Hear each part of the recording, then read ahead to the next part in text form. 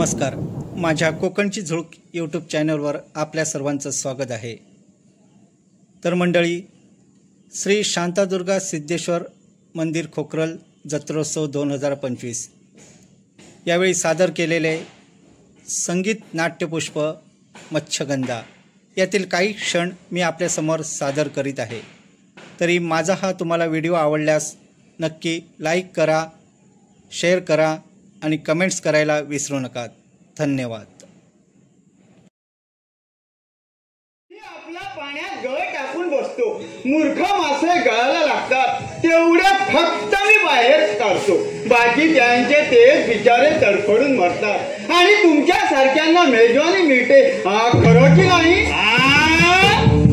आमच्या सारख्यांना आणि माशांची मेजवानी म्हटले आम्ही ब्रह्मोत्कुलोत्पन्न व्युत्पन्न महापंडित आहोत, समजला? मासे हादरत नसतो आम्ही, ते आम्हा पामरांना कसं बरे करणार? या देहाला महापंडित चंडोर म्हणतात, किंवा दाक्ष राजा म्हणतात। हे विश्वची आमचे निवासस्थान। आपण निघालात कोठे विचारल्यास झाला घोटाळा। अरे अशी कशी रे प्राकृत माणसे तुम्ही?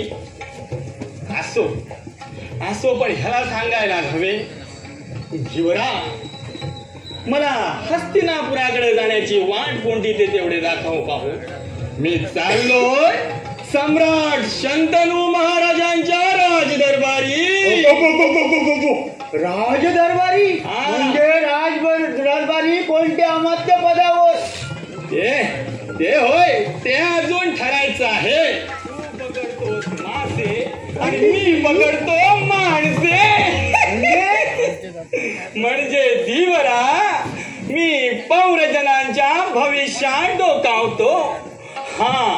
पण दिसेल तेवढे बघतो, पण माणसाला रुचेल तेवढेच सांगतो बरं का ज्योतिषा? हो का?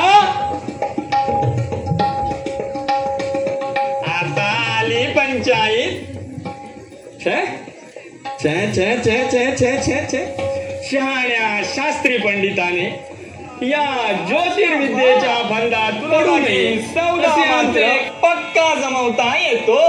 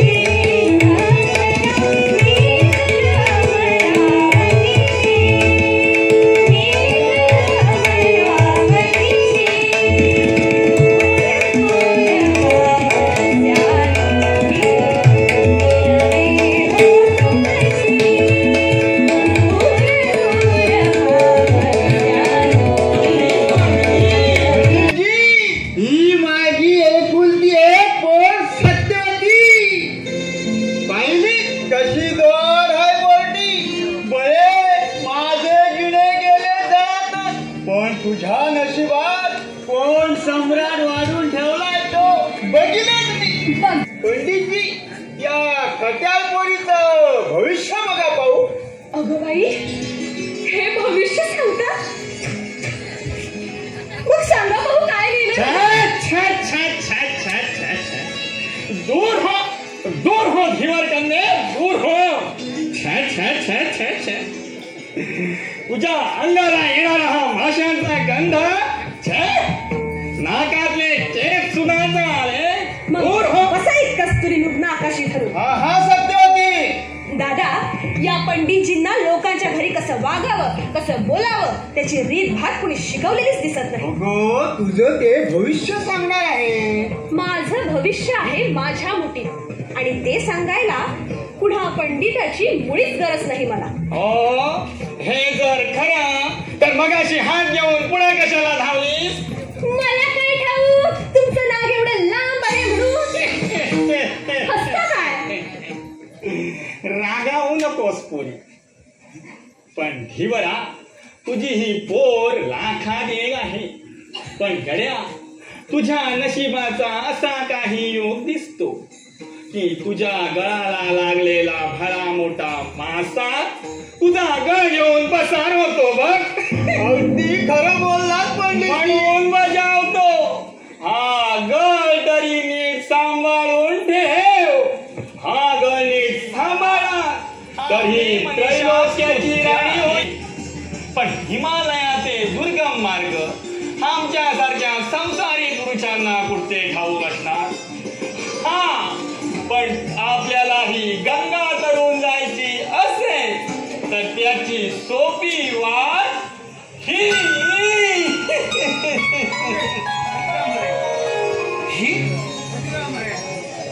महोदय, ही कोण? ही धीवर कन्या सत्यवती. ही गंगेच्या पात्रात धर्मार्थ नौका चालवते.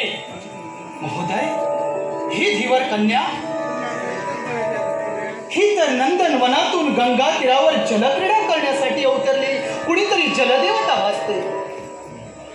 ही धीवर कन्या धीवराच्या कुटीत असली रत्नमाणिके भिरकावण्यात का ब्रह्मदेव अरसिक झाला आहे का? हिच्या लावण्याला तर राजवैभवाचाच कोंदण खुलून दिसतं. छे, पण मी चुकलो.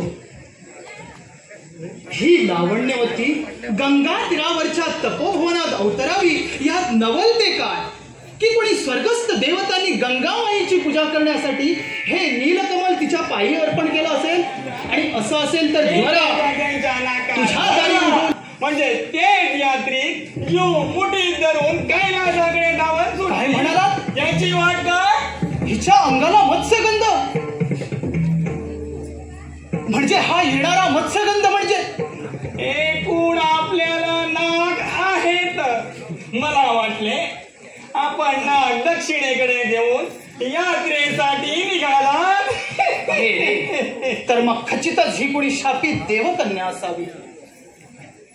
महाराज, प्रातःकाळपासून नौका वल्लवून थकून भागून आत्ताच कुठं माझी पोर घरी परतली आहे. आज काही ती पुन्हा नौका वल्लवणार नाही. पण धीवरा, आज नाही तर कधीच नाही असं हा माझ्या आयुष्यातील अगदी दुर्मिळ योग आहे.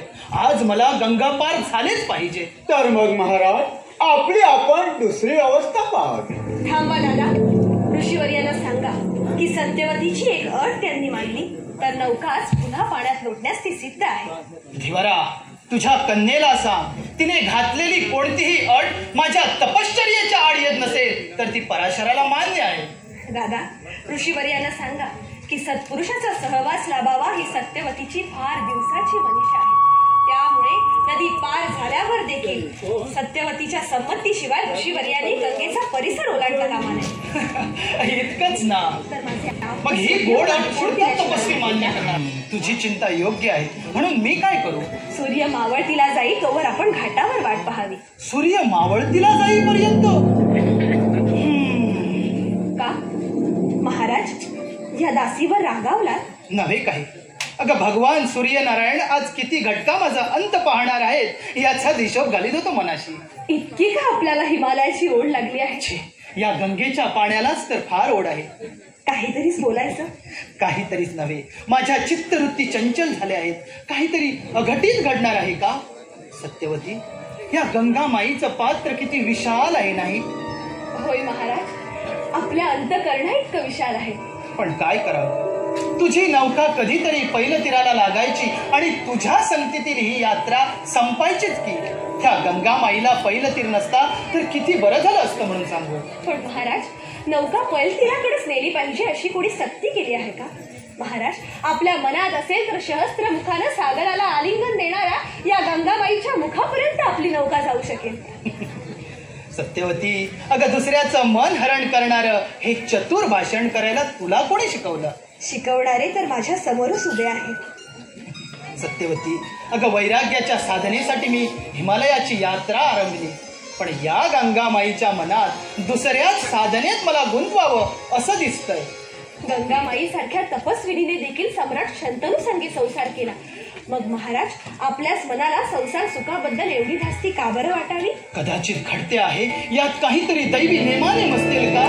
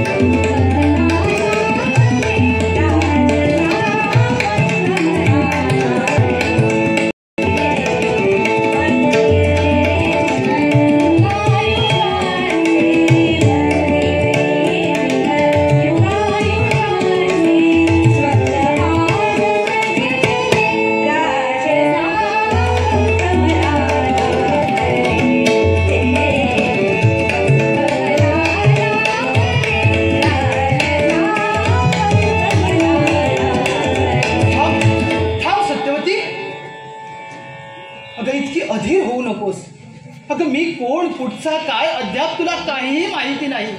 अगं, ज्या एका अनामिकाला तू तुझं सर्वस्व अर्पण करत आहेस, अगं त्याच्याकडून तुला काय लाभणार आहे?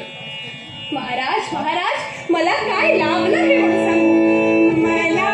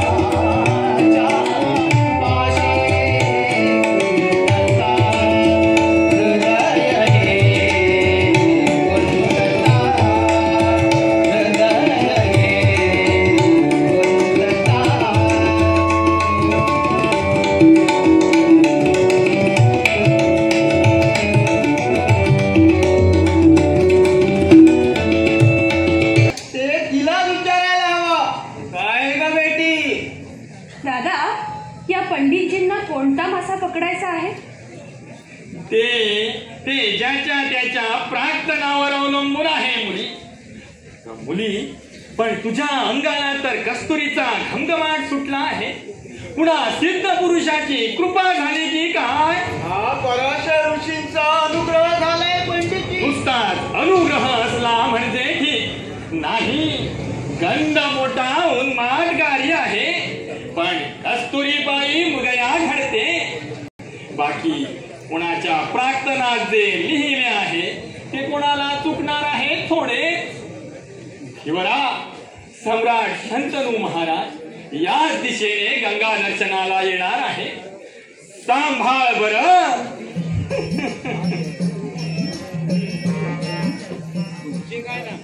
कुठं निघाली सत्यवती?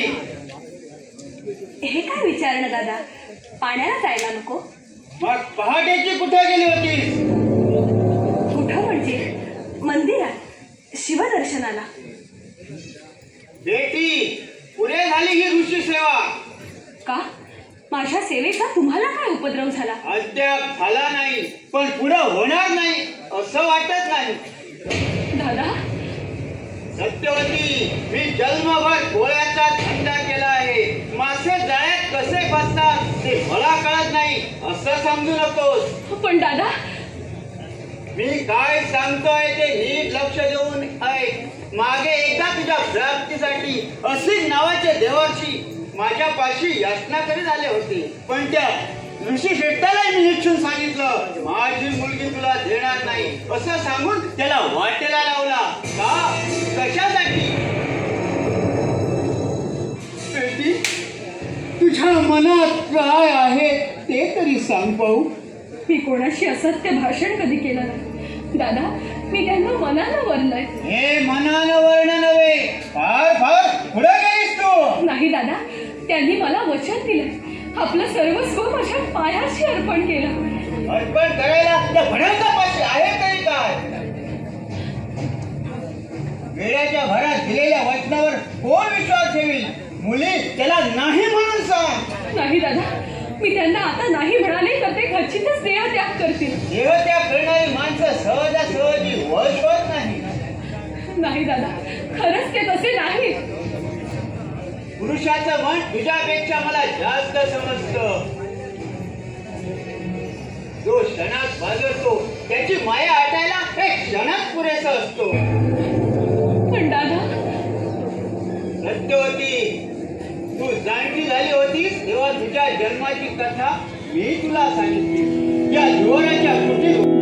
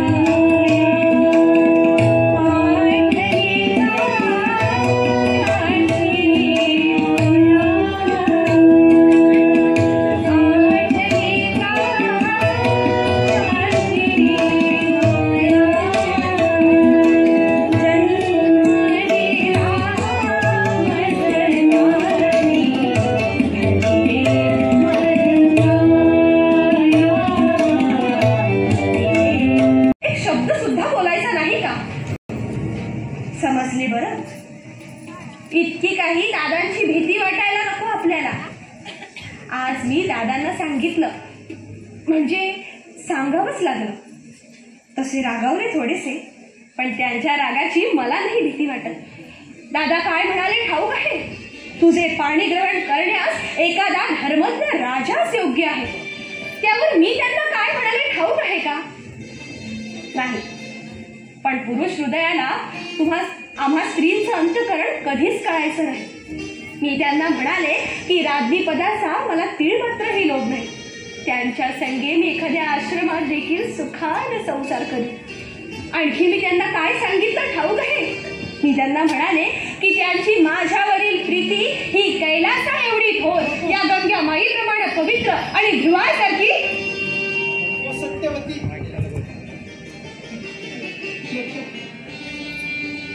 अगं हे भलते श्रेय देऊन माझ्या दुःखावर अशा डागड्या देऊ नकोस. अगं बाई, म्हणजे आणि आज झालंय तरी काय आपल्याला बोलायचं नाही? काय बोलू? मनातलं मला नाही सांगायचं, मला देखील. काय सांगू, कसं सांगू?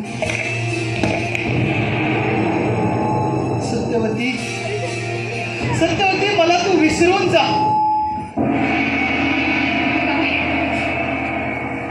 काय म्हणालात? सत्यवती, अगं तुझ्या प्रीतीला मी पात्र नाही. हाच नवीनच काय काढलंय आपण? दादा काहीही म्हणाले म्हणून त्याचा राग माझ्यावर काढायचा? राग नव्हे सत्यवती. अगं या पराशरापेक्षा एखाद्या धर्मज्ञ शूर राजाची पाणी ग्रहण करण्यातच तुझं हित आहे याची खात्री पटली आहे माझी. माझं हिताहित मला कळत नाही? तसं नव्हे सत्यवती. पण पण पण काय? असे माझ्याकडे नीट सरळ वर पाहून बोला मग. आज तुमच्या मनात कली शिरलेला दिसतोय. नव्हे सत्यवती, माझ्या मनात कली शिरलेला नाही, तर आज मला पूर्ण प्रचिती आली आहे.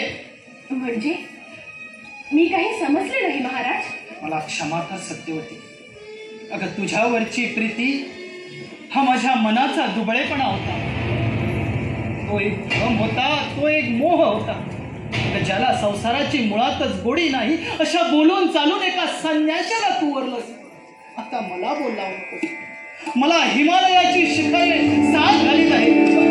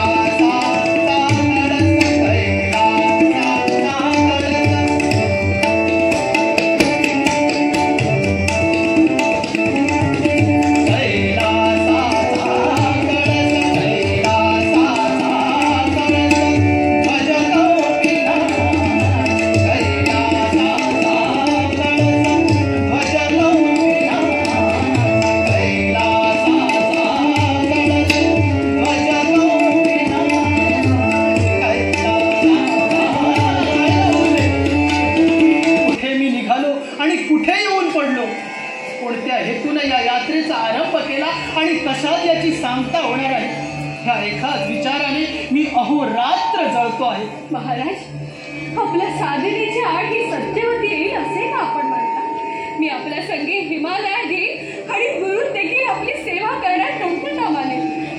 नाही नाही सत्यवती, ते होणार नाही.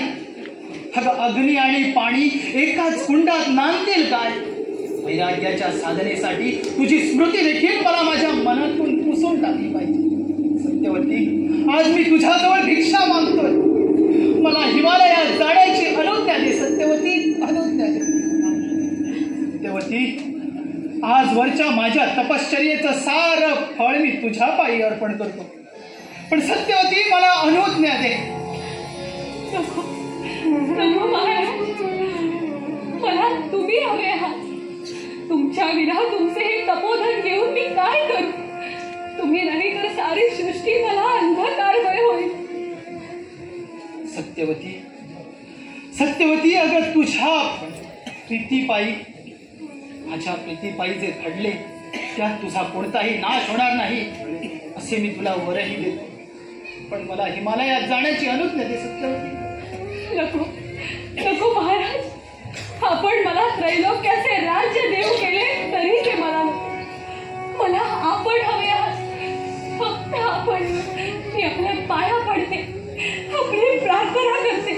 पण माझे सर्वस्व ते हिरावून घेऊन मला अशी पागळी करून जाऊ नका. उठ सत्यवती, उठ, माझ्या मोक्ष साधनेच्या मार्गात असं विघ्न आणू नकोस. मला अनुज्ञा दे. अनुज्ञा कशी देऊ महाराज? आपल्या प्रीतीपायी आपल्या सहवासात मी माझा कुमारिकेचा धर्म देखील सोडला.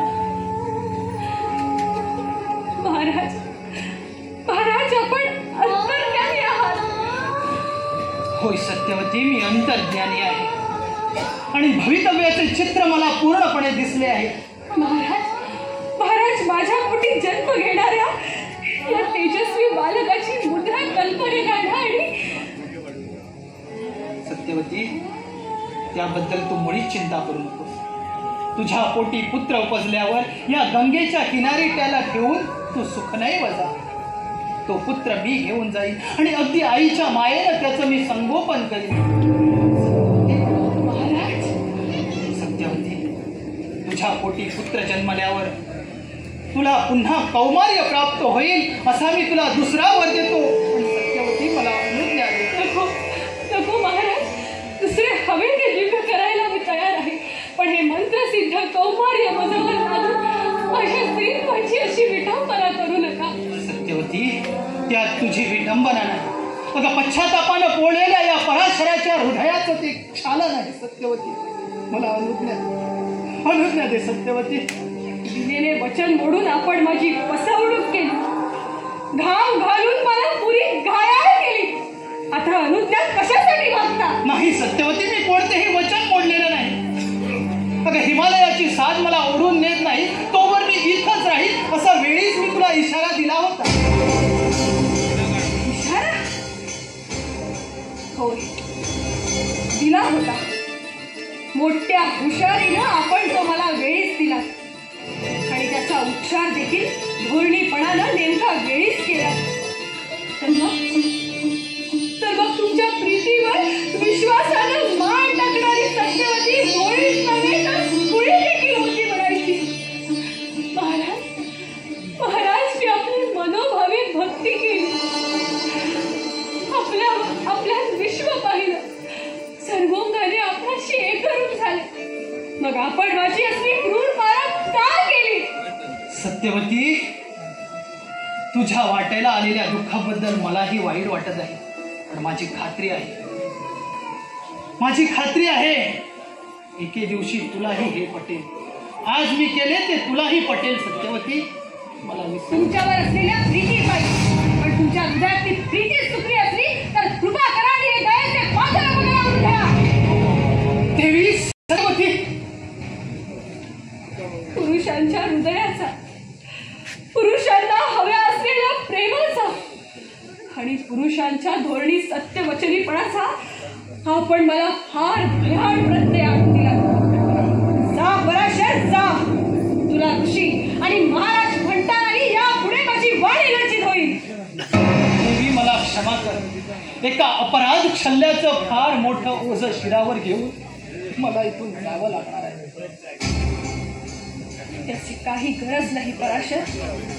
ती निष्पाप, भोळी, प्रणय वेडी, स्वप्नाळू सत्यवती मेली, जळाली देखील. तिच्या चितेवर आपल्या शिरावरचे ओझे भिडकावून द्या आणि कुशल मोक्ष मिळवण्यासाठी मानसरोवर गाठा. जा, तुम्हाला माझी अनुज्ञा आहे.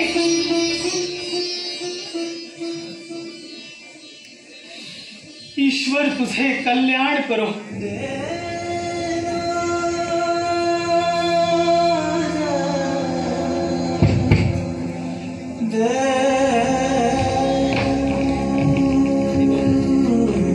ईश्वर, या जगात ईश्वर आहे कुणास ठाऊक, आणि असला तरी सुद्धा त्याला सत्यवतीचं कल्याण करण्यासाठी धडपड करण्याची जरुरी नाही, कारण माझी मी समर्थ आहे.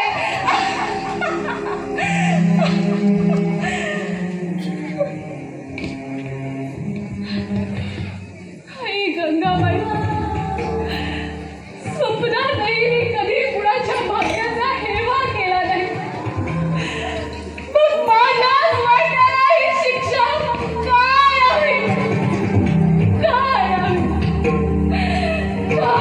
हा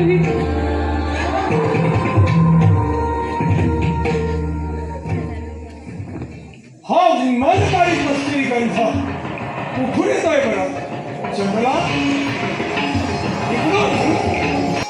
हे दिवर झाल्या चटोळा तू मला फसवीस तर नाहीस का? ही तर नंदनवनातून गंगा तीरावर जलक्रीडा करण्यासाठी उतरलेली कोणीतरी जलदेवता असते. चंद्रा हिच्या सुंदर चेहऱ्याकडे पाहून मला कुणाची आठवण झाली असेल सांग पाहू. कुणाची महाराज? अरे कुणाची म्हणून काय विचारतोस? की राव पाहता मनी रंगली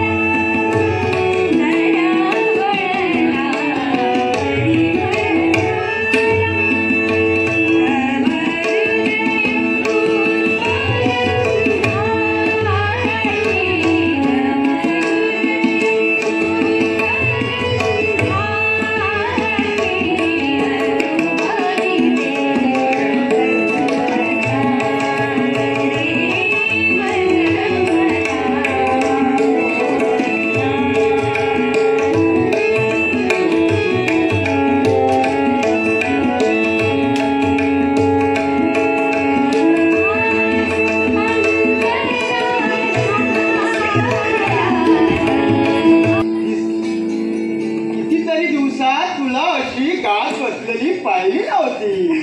दादा काळजी वाटते. तुम्ही काहीतरी समजूत करून घेतलीये मनाची. अहो मी उदासवाणी कधी दिसले आहे का? दिसते तशी असते असं नाही म्हणून काळजी वाटते. अगो अगो अगो अगो हे काय? अगो माळ देवाच्या गळ्यात घालायचे असते माणसाच्या नाही. दादा देवापेक्षा मला तुमच्यासारखी देव माणसंच पूज्य वाटतात. खुळी आहे झालं. खुळी होते आत्ता शहाणी झाले म्हणा. बरं बाई शहाणी झाली. पण सत्यवती ही दुसरी माळ कुणाला? ओळखा पाहू. महाराज शंतनूच्या स्वागतासाठी. दादा दादा आता मात्र तुम्हीच खुळे झाला असं म्हणायला पाहिजे. मी तुम्हाला देव मानलं म्हणजे काही जगातल्या सगळ्याच पुरुषांची देवाला स्थापना नाही केली मी. खरंच मी खुळा झालो.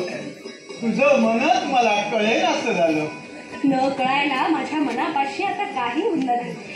अहो ही माळ गंगामाईसाठी.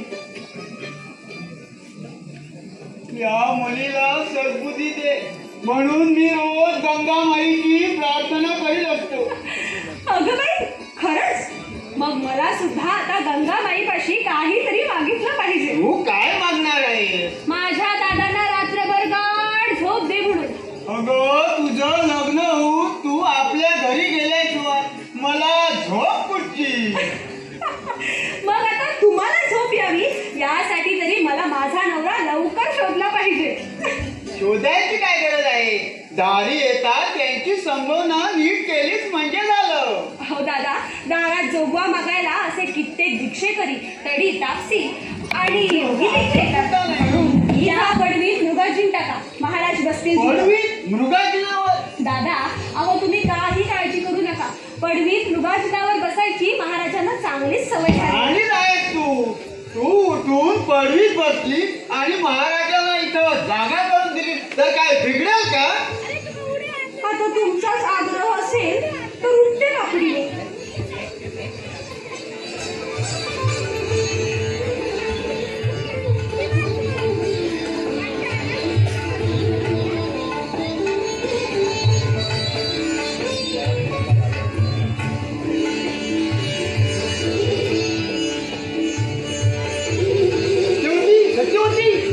महाराज येत आहे आणि बरोबर चंडोलाही दिसतात. दादा त्या चंडोलांना माझ्या पैशांचं तेवढं सांगायला विसरू नका बरं का? सत्यवती अगो तुला काळ वेळ काही समजतो की नाही? या सत्यवतीला फक्त सौदा समजते. तू मनात धरून आज तुझ्या दारी भेटीसाठी आले आहे. महाराजांची कोणती आज्ञा पार पाडताना या सेवकास अन्यताच वाटेल. ही बरा महाराज तुझ्या कन्येचे म्हणजे सत्यवतीचे विधीपूर्वक पाणी ग्रहण करू इच्छिता. ही लावण्य लतिका तू त्यांना अर्पण करावी अशी त्यांची इच्छा आहे. हे राजन, आपली कोणती मागणी ऐकून या पित्याला धन्यताच वाटेल. सत्यवतीच्या जन्माच्या वेळी योग्य वराला देईल अशी तिच्या मातेपाशी मी शपथ घेतली होती. आपल्यासारखा पुण्य श्लोक सम्राट माझ्या कन्यात वर म्हणून लावत असेल तर त्यापडते तिचे महत् भाग्य ते कोणते? थांबा दादा, इतक्यात शब्द देऊ नका. दादा सम्राटांना सांगा की सत्यवती एका प्रतिज्ञेवरच त्यांना प्राप्त होईल. महाराज शिवराम, तुझ्या कन्येला सांग सम्राट शंतनू तिच्यासाठी वाटेल ती कंपना कर, पण सर्व सुख विलासावर तिला देण्याची देते. परंतु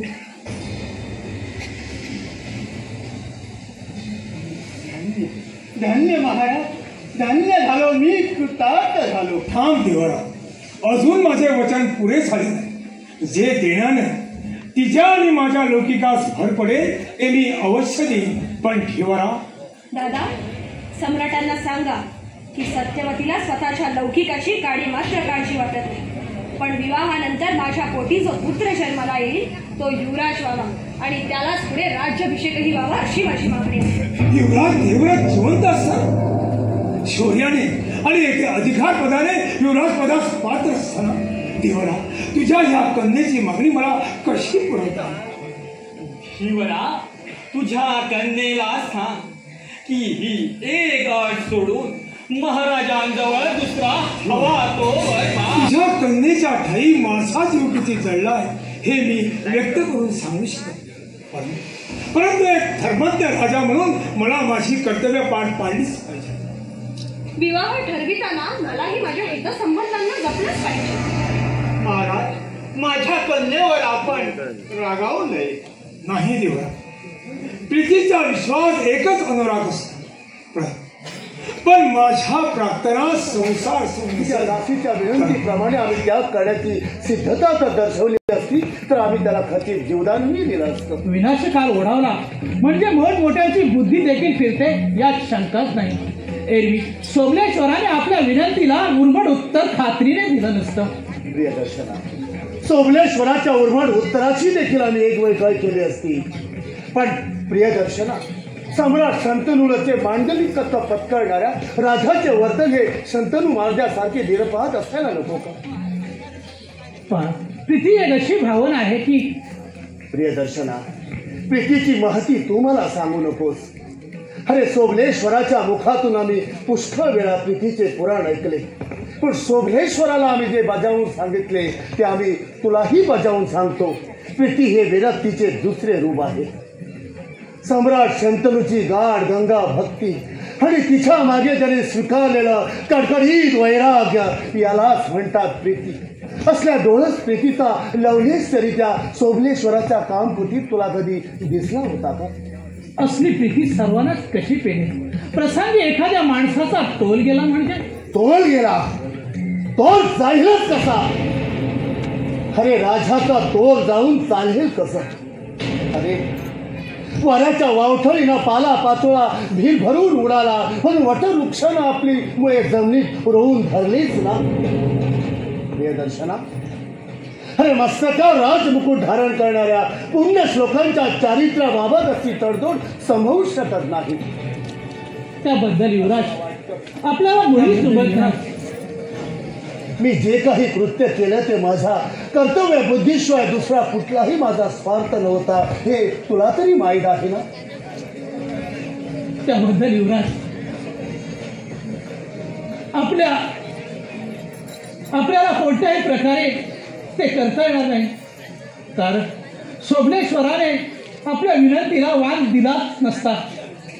बस तेवढं समाधानही आम्हाला पुरेसं आहे. माझी खात्री आहे हा सगळा वृत्तांत ऐकून निदान महाराजांना तरी धन्यता वाटल्या वाचून राहणार नाही. युवराज, महाराज इकडे एकाहीच दिसतात, तर मग माझं भाग्यच थोर म्हणावं लागेल. सम्राटाचा विजय हो. कोण?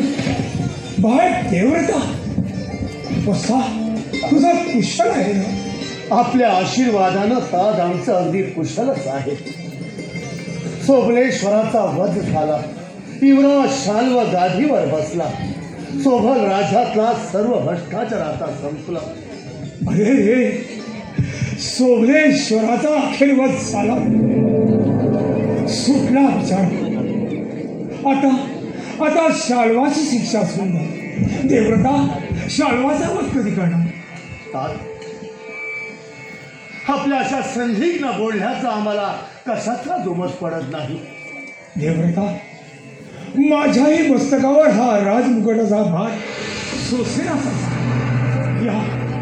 या राजप्रसादाच्या कारागृहातून माझी सुटका तू कधी करणार?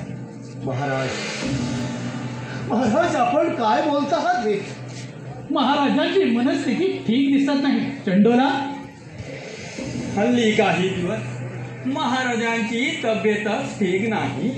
मग चंडोला, हे वृत्त मला तू तातडीनं कळवायचं नाही का?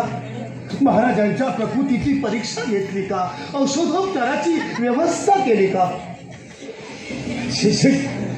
देवव्रता, मला काही देखील चालेल नाही.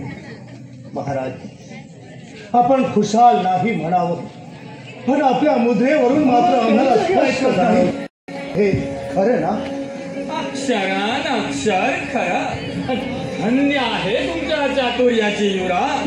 तुझ्या चातुर्याची अगदी हद्दच आहे. तू मुली मला बोलायला जागा ठेवली नाही. अरे काही दुःख अशी असतात की ज्याची त्याला कळता खुपतात आणि भोगावी लागतात. तुझी आई, माझी प्रिय पत्नी गंगा, एक तर माझ्याशी सुखाचा संसार करून वचनभंगाचं निमित्त करून मला सोडून तिच्या वियोगाचं दुःख मला सोसावे लागले. देवता, तू माझा एकुलता एक पुत्र, धर्मव्यक्ती म्हणतात. एक पुत्र असणे म्हणजे निपुत्रिक असण्यासारखं दुर्भाग्य. म्हणजे मी विवाहासाठी पुन्हा उत्सुक आहे असं तू मानून, पण आपल्या अशा संदिग्ध बोलण्याचा आम्हाला उमजच पडला नाही. आपलं मनोगत अगदी स्पष्ट शब्दात सांगावं आम्हाला. ते शक्य नाही. कुणाही पित्याला पुत्रापाशी व्यक्त करता येऊ नये असे ते शल्य.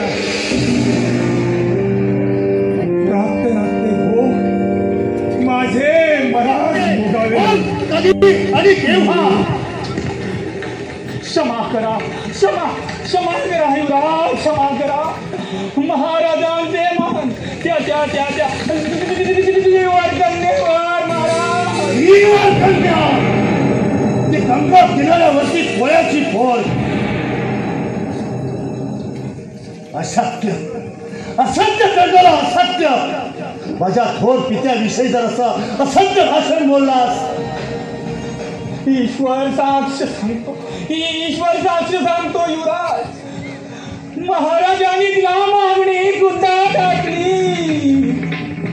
महाराजानं तिला मागणी घातली खुद्द विवाहासाठी.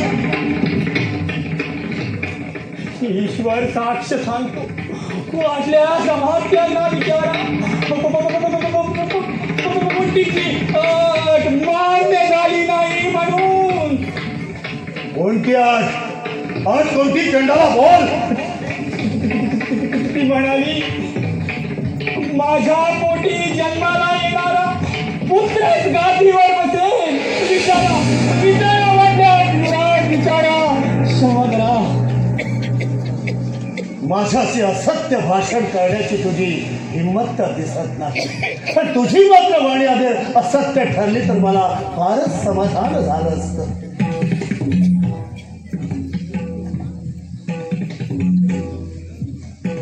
पण चंडोला, माझं जर असंच असेल तर मी तुला काय सांगू आता. युवराज पदाची मला